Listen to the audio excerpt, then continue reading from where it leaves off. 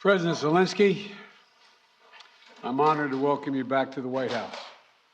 We spent an awful lot of time on the telephone as well as on video, but it's good to see you in person again.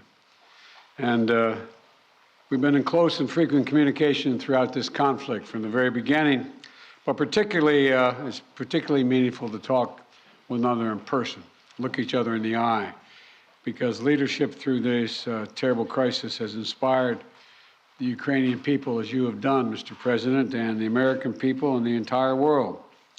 This visit to Washington, your first trip outside Ukraine since February, comes as President Putin is escalating his attacks, his brutal attacks, targeting critical infrastructure to make life as hard as possible for not only innocent Ukrainians, but children and young children, and everything from orphanages to schools. It's just outrageous what he's doing.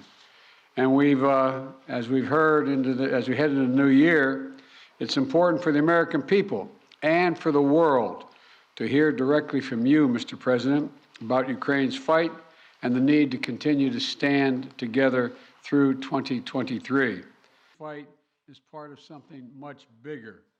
The American people know that if we stand by in the face of such 300 days since Putin launched an unprovoked, unjustified, all-out assault on the free people of Ukraine.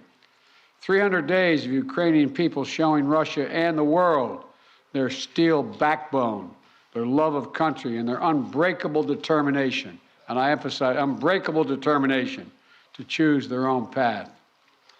To Ukrainian people, I say to them all, you have demonstrated, you have shown your strong stand against aggression in the face of the imperial appetites of autocrats who wrongfully believed they might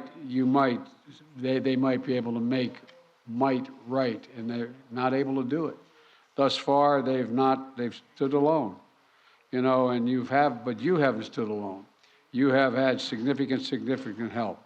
We've never stand alone. You will never stand alone. When Ukraine's freedom was threatened, the American people, like generations of Americans before us, did not hesitate.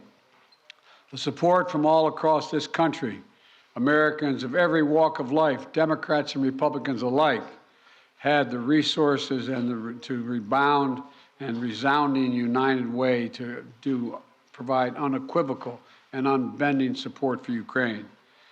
And the core principles of sovereignty and territorial integrity, the world would surely face worse consequences.